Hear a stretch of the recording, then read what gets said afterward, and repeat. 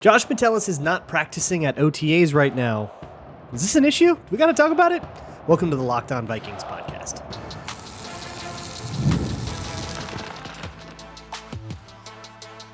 You are Locked On Vikings, your daily Minnesota Vikings podcast, part of the Locked On Podcast Network, your team every day. Hello, everybody, and welcome to the Locked On Vikings podcast, where we're always trying to learn something new. It's part of the Locked On Podcast Network, your team every day. Thank you so much for making Locked On Vikings your first listen of the day every single day. I appreciate you all so very much. This episode is brought to you by Monarch Money. Take control of your finances with Monarch Money. Use code LOCKEDONNFL at monarchmoney.com for 50% off of your first year. Today on the show, the main story is going to be Josh Metellus. He has not been participating at OTAs, but he has been present at OTAs, leading some, namely the members of Access Vikings, to speculate that this is a hold-in situation. So we'll talk about that, the ins and outs, the contract situation where we're at there, as well as an entry into the Everyman series. So there are a few different facets to the Josh Metellus conversation, but let's just get to the nitty-gritty stuff first. So he's there. He is not participating. There is no visible injury. There's been no confirmation that there isn't an injury, but it surely doesn't seem like an injury. This is not my take on it. I'm not there, but this is Ben Gessling's take on it, who is, I think, the main driver of why everybody's talking about this now, because he went on Access Vikings and essentially speculated that it doesn't seem like an injury, and he does have a contract thing. That was my first thought too when I saw that Josh Metellus wasn't participating. So it certainly passes the smell test. Here's the thing. This is just what players do. It's just how it works now is if you don't want to risk injury while you're waiting for a new contract, because it would be horrible, right? If he accidentally stepped wrong and tore his ACL and suddenly couldn't get $1 bajillion that he's looking at right now. If you don't want to take that risk, but you also don't want to make it into a contentious situation, show up, be present, be friendly, be amicable, but also say, hey, I'm going to not do this until we get our contract done. And to me, it's a lot distinct from the holdout. I remember, I think it was Melvin Ingram many years ago did one of the first high-profile hold-ins. And I remember thinking, wow, that is definitely a deal that's going to get done. And it did. Because it's a good faith move. Hey, I'm here. We're ready. I can talk. I'm not going to put myself at any risk, but I'm here and I'm, meeting you halfway basically. It's much different than, well, screw off, make me an offer I like. And until you do, I'm going to go to a Miami beach, maybe a boat with Stephon Diggs on it, and we can get in some trouble. But that's not what's going on here. It's, I think, an elegant solution to the problem of a holdout. And I think it makes it so that the idea of holding out, it makes it kind of obsolete. So holding out also comes with a whole bunch of costs that if you hold in, you're just here so you don't get fined and you don't miss out on certain provisions in a contract. You just don't get out on anybody's bad side. And you're also just present and available to negotiate the contract if that is what's coming up now. So to me, that's not a contentious situation until it's reported otherwise. But there are other things we got to talk about. For one, what is the contract right now? What would Josh Metellus have a problem with where he wants a new deal? Well, he's headed into the last year of his deal. He is scheduled to void on February 18th of next year. He has not $1 of guaranteed salary. He's got some other bonus stuff. He has a workout bonus of $50,000, which I do believe is tied to his presence at OTAs. And on the whole, he is only making in cash flow right now $3.775 million. That's really, really low for the value that he has provided for the Vikings. I think everybody can agree Josh Metellus is underpaid. And in the last year of a deal with no guaranteed salary, this is absolutely the time to go bring that up and try to get something better. So what that contract could end up being, we'll see where they end up. We don't need to go into the speculation realm there, but it's worth noting that it's been reported for months now from the Star Tribune guys, I think Andrew Kramer specifically, that Josh Metellus and the Vikings are interested in a new deal and that there will be a pay raise at some point for Josh Metellus. So this is definitely a situation that I see getting resolved sooner rather than later, but if it means he sits out of OTAs, that's not a big deal. Also, OTAs are voluntary. They are like, you're not allowed to punish somebody for not doing it. I think you can tie bonuses to it. You can incentivize, but you can't say, we're going to suspend you for not showing up or retaliate for not showing up. So he's already done more than he is required to do just by setting foot in the building, but setting foot in the building and holding in very much within the realm of things. And it doesn't seem like anybody in the Vikings organization is particularly upset about this. It's just how it goes now. It seems to be how these contract negotiations are done. The holdout is dead. Long live the hold in. It's just how everybody's doing this now. And again, I don't even know if that needs to be tied to a contract demand. It can just be a matter of managing risk. Hey, I'm sure we'll get this contract negotiation done. I don't have a problem with the way this is going, but I sure as heck don't want to get injured before it's done. So I'm going to hold it until it's done. Not even trying to put pressure on the team, even though it obviously still does. So then I guess the next question is, well, should the Vikings, or wait, hold on, right? Like, should they do this, or should they tell him, hey, tough luck, play for your $3.7 million and, do we even value enough to give you a new contract? I think it's pretty easy to think through this and then come out with the answer that is yes, but you know what we do here on Locked On Vikings. These seemingly obvious questions are still worth thinking through, just in case you come upon something that makes an obvious answer seem not so obvious. But for Josh Metellus, I don't really see that. The versatility is very well documented. The leadership, the captain, the special teams impact. He is exactly the kind of guy you want on a football team, and he's becoming a tentpole player on the defense. And this is kind of where I want to careen over into now is into, we probably should real quick remember what Josh Metellus' actual role is and what is going to happen in that safety room. Harrison Smith, and I honestly think Theo Jackson might just come in and replace Cam Bynum. I think in two safety sets, Theo Jackson's still the guy that comes off the field, and you just have Josh Metellus play deep half or whatever all the time now, which I don't think uses his skill set the best. I think I'd rather have him, down in the box, coming off the edge, doing, reading, peeling, doing some of those more Swiss Army knife things. But hey, it's not like he can't play half coverage or, go drive down on a dig or something like that. He absolutely can do that, and it maybe even gives him an opportunity to get some really sexy interceptions if you want to play it that way. But I think when we're in three safety sets, you have Theo Jackson play that role back there, and then you can have Josh Metellus, rove around the field, do his thing. What I don't want to happen is for Josh Metellus to become the primary backup linebacker again. That's what happened last year when Ivan Pace was out. When Blake Cashman was out, it took them a while to find that. They had a little bit of Kamu Grugier-Hill. They tried a little bit of, moving Andrew Van Ginkel back and more Dallas Turner and all that. And they ended up sort of landing on Josh Metellus at linebacker as the least problematic option. But it was still problematic. And I love Josh Metellus as the player.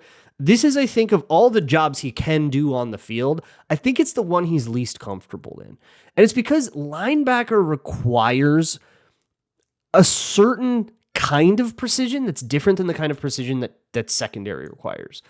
You need to take the right read steps. And, your first 2 or 3 steps involve a little bit of a different kind of decision making, and a kind of decision making where if you take one step the wrong way, you're cooked.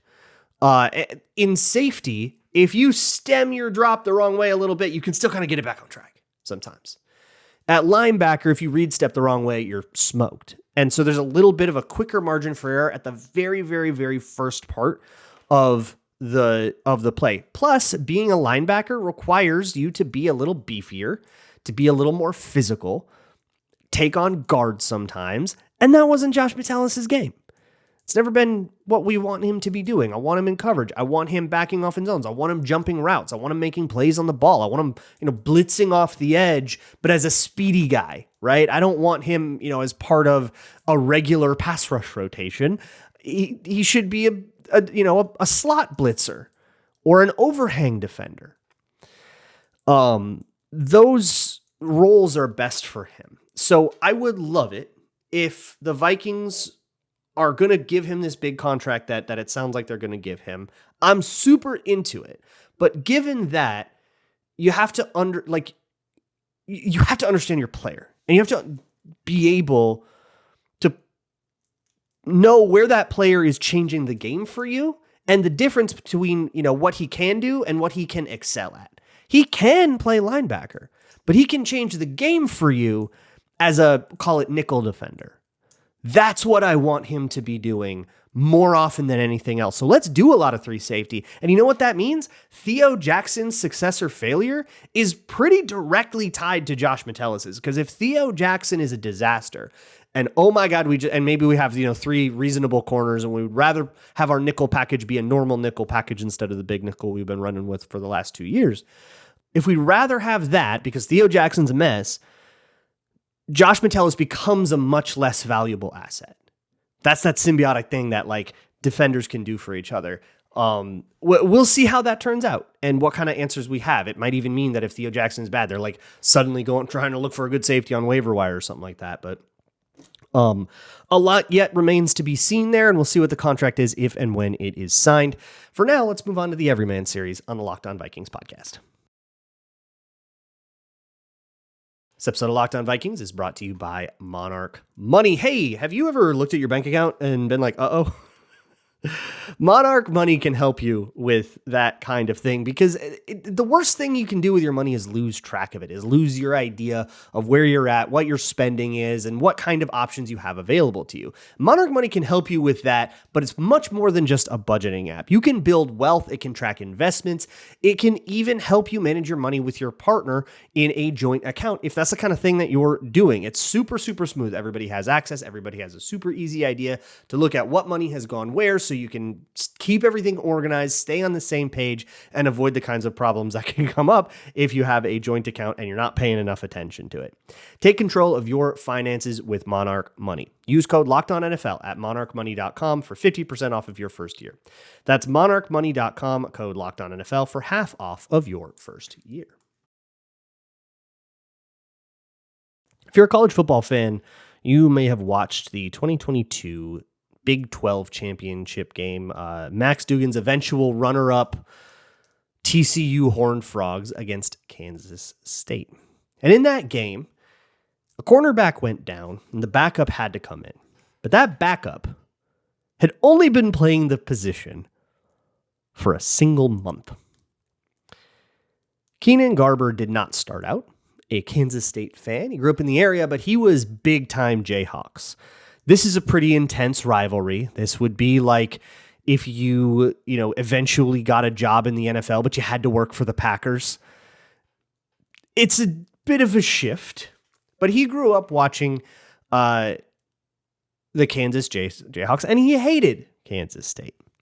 Now, this has been an incredibly one-sided rivalry in football. The last time that the Jayhawks have beaten the Wildcats was 2008. I think Keenan Garber would have been in 3rd grade in 2008, which is a sentence that I just said that I don't like at all. Oh, God. But they're babies now. They're children. But that means that he would sit down every single year and watch his beloved Kansas Jayhawks get absolutely wax on, wax offed by a superior Big 12 team in Kansas State, a much more serious program with much more serious contention aspirations. Kansas, let's be honest, basketball school. So he wanted to play football in 1st grade. For some reason, he had to wait till 2nd grade. The articles that I've gotten that I got that detail from did not mention why, but I'm sure there's a good reason. But by 2nd grade, he was in love with it. He really loved football. And it put him, hey, you're a fan of a basketball school, but you love football. All right, you're just going to have to suffer through that one.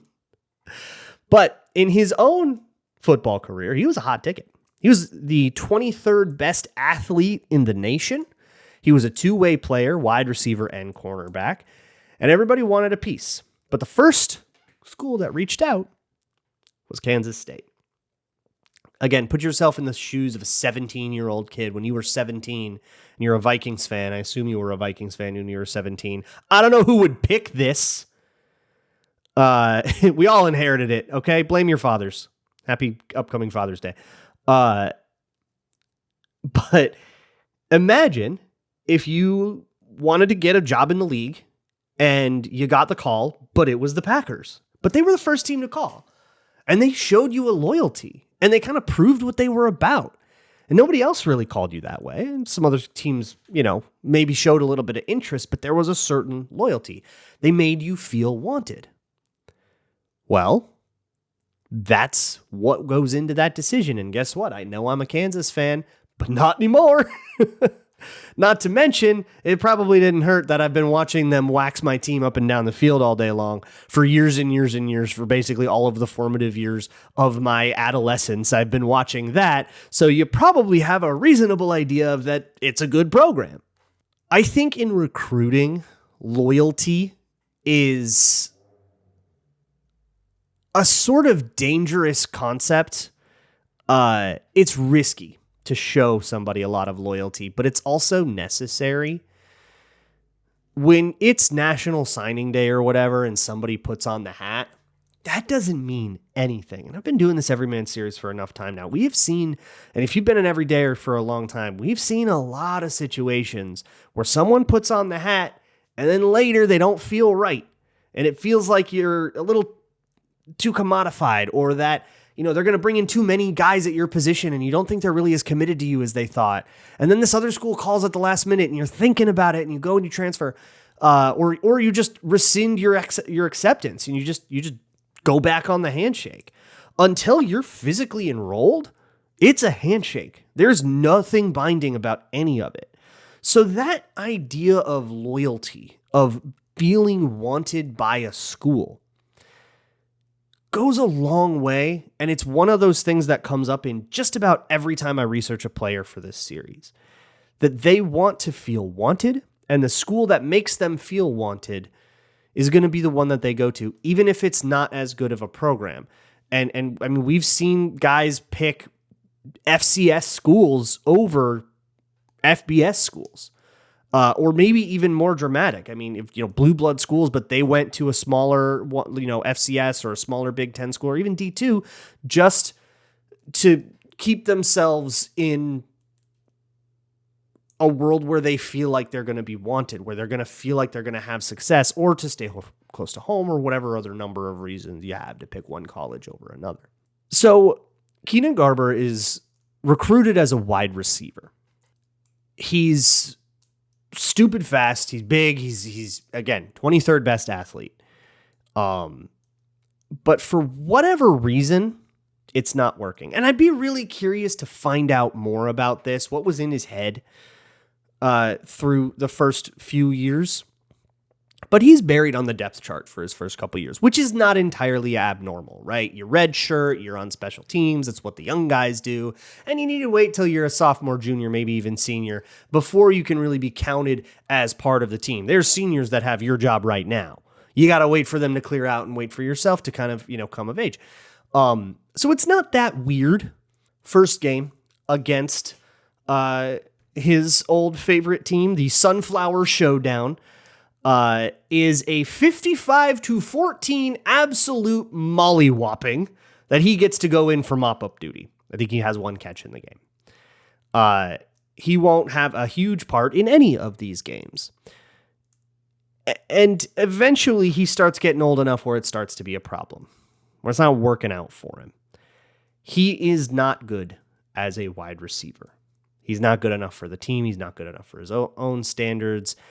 And it's pretty clear that it's not going to work out at the next level, maybe not even going to finish out this level as a Kansas State wide receiver. You have been usurped, and it's time to think about options. What happens after all of that is a testament to why you should never say die. That'll be next on Locked On Vikings.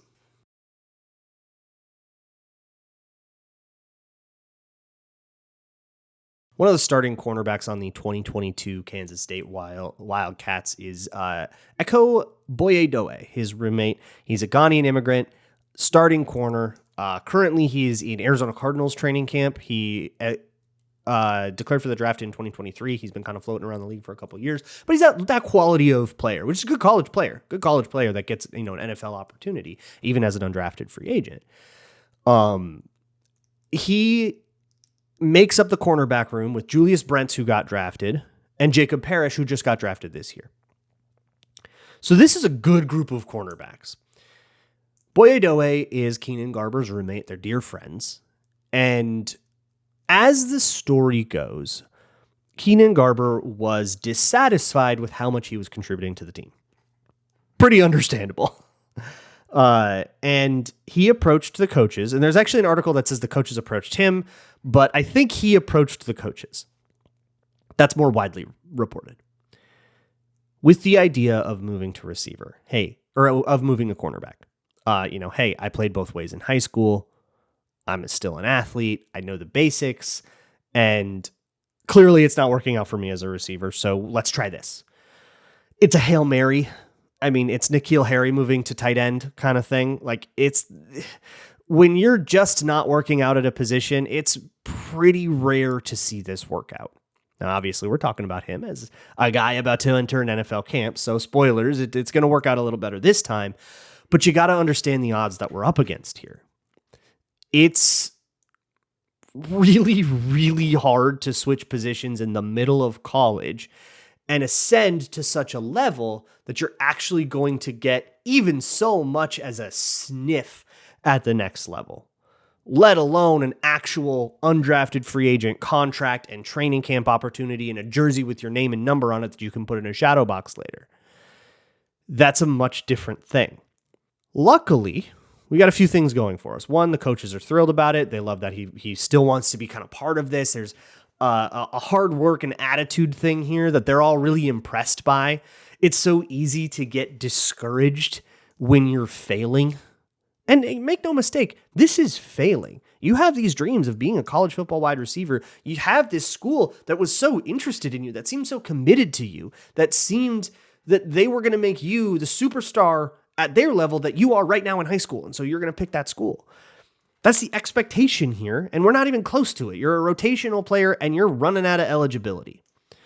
But he does not get discouraged, and the coaches really appreciate that. He also has his roommate. He's a corner. Hey, you can teach me the ins and outs, right? You can help me out.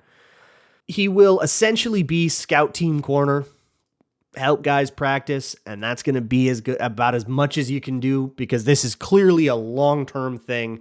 It's the middle of the season. Okay, get a few reps in and then work the offseason, and we'll see if you're anything next year, right? So you're scout team cornerback. Cut to Big 12 championship game. Kansas State, TCU. And it's the week leading up to the game. This month on the scout team, he's shown something. He's still got some pretty good habits from high school. He's still a good athlete, able to play. And they tell him, be ready. You're the emergency backup. They don't say that last part. As the story is told, as Keenan Garber tells the story, it's just, they told me, be ready. This is very cryptic. But he's going to be the emergency backup for the game. And sure enough, in the middle of the game, who goes down? But Eko Boye Doe. His roommate, his mentor, his friend, down in the middle of the game. He's going to have to play 21 snaps in this game, his first action as a cornerback. He'll get his first tackle in that game, and very much he'll acquit himself well. You can actually look at this moment. You can find the entire game on YouTube. I don't know exactly when in it Boye Doe goes down, but what you can do if you don't want to scrub through a 2-hour long thing, just look up the highlight cut up, like on the ESPN's YouTube channel or the Big 12's YouTube channel. And you can find just the highlights. Look for number 35, and you tell me that guy's been playing corner at the college level for a month. He looks pretty polished, and it works out. He holds on pretty well. I mean, it makes sense if you'll have the JV basics. You know how to backpedal. You know how to turn your hips a little bit. You don't necessarily have the nuance and detail required to be a superstar corner. And by the way, Julius Brents is still on the team at this point. But he's going to get drafted after that season. So now you're going to have Jacob Parrish and Keenan Garber are your two corners at Kansas State. A draftee and our guy. teams will kind of try to pick on Keenan Garber sometimes around that, and he'll usually be pretty punishing about it. And all in all, he plays reasonable enough college corner. It's the miracle of miracles that this just worked, and he was actually pretty good at it. This never happens. For example, Najee Thompson, a couple years ago, he came right on this show. We did an interview. It was great. You should listen to it. And he told me the story of how he was a cruddy wide receiver that wasn't getting anything done. He said, "Coach, can I move to cornerback?" But he pretty quickly realized that special teams was going to be his future in football at any level. It was going to have to be special teams. And he started putting more effort into that. This strategy very much worked. It could work for Keenan Garber too, if you wanted to employ that kind of strategy. But I guess the moral of the story here is a very never quit. It's just so easy to look at a situation like that and say, yeah, I guess this wasn't for me. And play out the rest of your eligibility, be in college, get a degree, maybe a second, maybe a master's, and then go try to get a job and be like, hey, I played college football back in the day. And that's your little fun fact about yourself and all the icebreaker meetings and all the normal jobs you're going to take. But it's a pretty bold, creative solution to say, hey, what if I played cornerback? And then to actually pull it off. For every Keenan Garber, there's 6,000 guys that move positions, suck at that one too, and if they're not a special teamer at all, they're basically just never going to get on the field, and then eventually they're out, selling car parts. But unfortunately, we come to another really big hurdle. Now you're an undrafted rookie. It's an open cornerback room. There's nothing stopping you. I mean, it's not like showing up as a tight end and it's like, okay, everything is like pretty set in stone here. You're going to have to knock off a rookie. Your linebacker's kind of the same. You're going to have to knock off a drafted rookie from your same class that they spend something on. That's kind of tough. Or like Max Brosmer as a quarterback. That's really, really, really tough nut to crack that room. It's not the case at all there. I mean, we've got a few people up top that are probably, pretty good locks for the roster, like Mekhi Blackman, right? Nobody's questioning his roster odds, but like the list of those guys is not long, and there's definitely room for an upstart undrafted free agent to go make the team.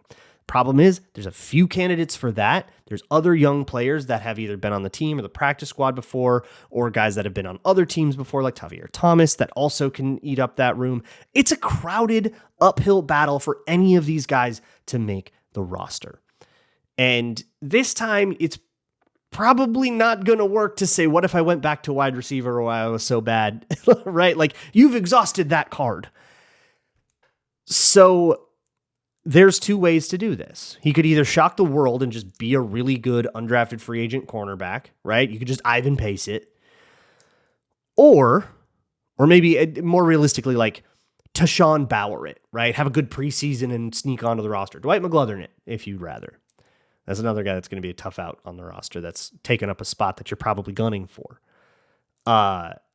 Or be a special teamer, make the roster on that. But there's also a lot of competition there on the roster. There's Tim Jones, Tavier Thomas comes up again, Silas Bolden, I think Ty Felton has a big role there. So Minnesota's a tough landing spot here, but plenty of these guys that are undrafted rookies go to camp, don't make the team, go to a different camp next year. Maybe they make the team that time, maybe they don't, and get a couple of runs at this before you hang them up and you start selling car parts. And we'll see where Keenan Garber goes. But I have a feeling that he is going to take that thing all the way up to the end. Because if there's one thing I can say about Keenan Garber from this whole story, is that he's a guy that has not quit. I will see you next week. Have a great weekend. And as always, Skol.